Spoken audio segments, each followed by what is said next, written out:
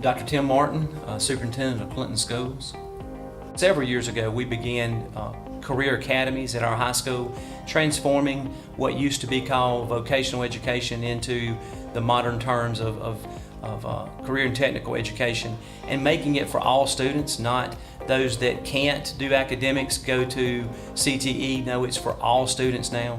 And so a big part of this bond issue will be expanding that, taking the classes that are at our old CTE center, which is adjacent to our junior high, which used to be the high school, and moving those over to the high school so we can integrate those fully into the high school setting and just make it seamless so that students can avail themselves of the wonderful opportunities that we offer in lots of different areas with CTE. What we find is, and we use this a lot with students, is that CTE makes academic coursework relevant to students. And what we say is that relevance makes rigor possible.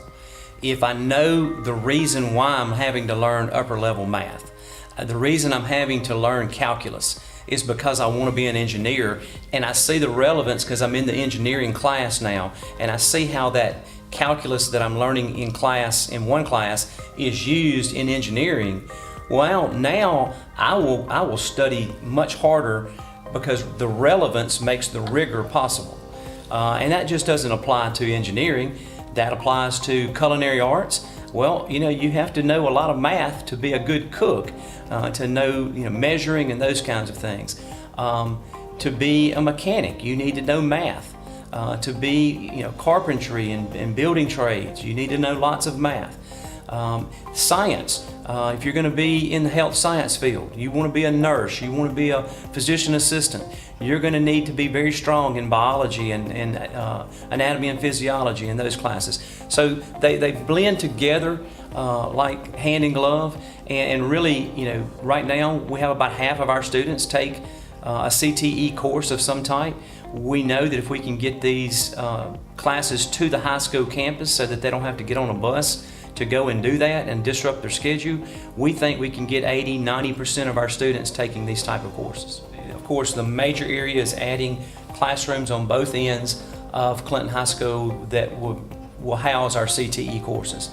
But in addition, another big need is our band program has just blossomed into one of the best band programs, not just in the state of Mississippi, but in the Southeast.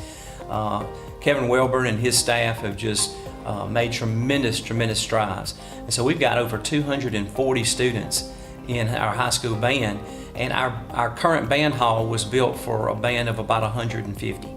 And so they can't all even get in the band hall, let alone with instruments and other things. So another big part of this at the high school will be to expand the band hall, to double its size so that they can have that. It's not a full remake of the band program and their space, but it is giving them space to be able to have room to grow. We have a bubble of students at our 3rd, 4th, and 5th grade that are very large.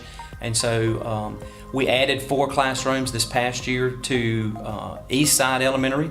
And we plan to add 4 classrooms on the north side of that building as well. There's room in that building. When it was built, there's room for an additional 6 to 8 classrooms on the east side and an additional 6 to 8 after these 4 on the north side. And so there's room for expansion at those two schools that are a school within a school. Then in addition, Clinton Park, our K-1 school, we're going to add 4 classrooms there and enlarge their cafeteria. When that building was built, the cafeteria was too small. The serving line is very good, the kitchen space is adequate, but just places for students to sit. And so we're going to enlarge the cafeteria so that students don't have to start eating at 10:30 in the morning and others not finish until 1 in the afternoon. That's hard for a little one to wait till 1 o'clock to eat lunch or to begin too early. So if we can enlarge the cafeteria, we can make that much more efficient. We just want to make sure that the community understands the importance of this bond election, and we want people to go out and vote. We want them to understand that this is a special election, and so there's only one polling place. The regular polling places will not be used.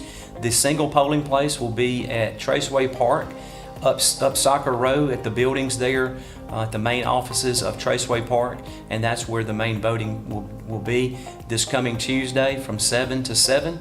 And we hope that the citizens of Clinton will go out and vote in this bond election.